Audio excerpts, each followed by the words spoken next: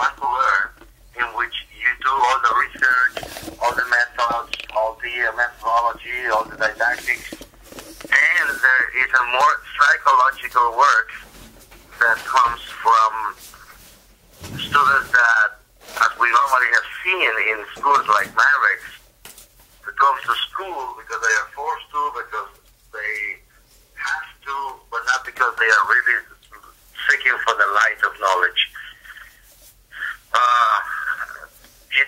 I think that would be a distinction that should be written about and researched a little more. How do you teach students that come to school, at whatever level it is, university level can be, how do you teach them, and how do you teach those who simply don't want to learn or don't want to come to school as a learning center? They'd rather do it somewhere else. What do you think about it? That's the comment that I heard from J-Rock.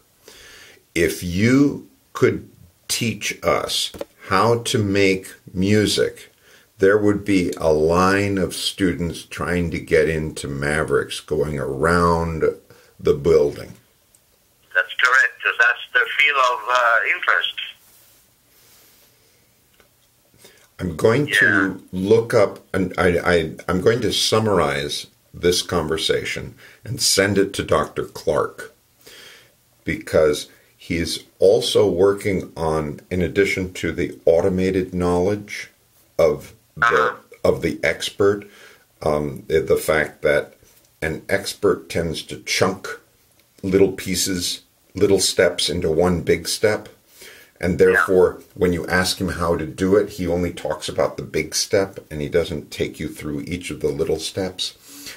That is absolutely, that is such a huge thing. We used to, in Cuba, there are not so many doctors as you have in America, because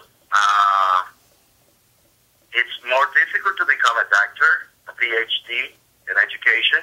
Mm-hmm. It takes like 3 or 4 years of studies. It normally takes for a huge publication and stuff. Anyway, when doctors finished with their studies and they came back to the class for teaching, if they were not assigned to a methodological room or a special place for the organizational purpose of the educational system, students did not like them to come and teach. Oh, no, he's a doctor. You know what that means among us? No, he is only good for a conversation in the hallways, but he will not teach. And that, what we meant was, he now thinks of the big problems only. He has forgotten the little steps of how to teach, to solve problems in little portions. That's exactly what you're trying to say.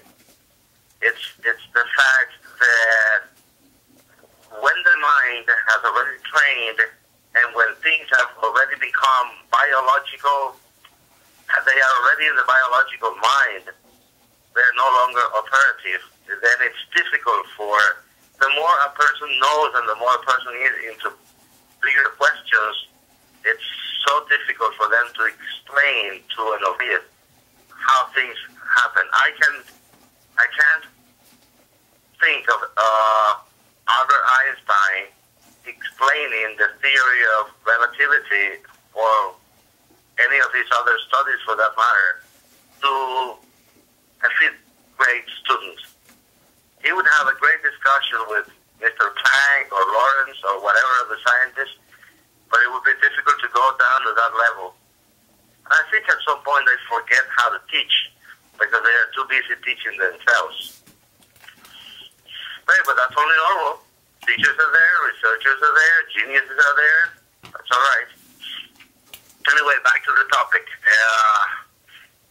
Jesus is so, this field of education is so fascinating because there is so much that can be said and there's so much that can be researched upon. I have a comment about.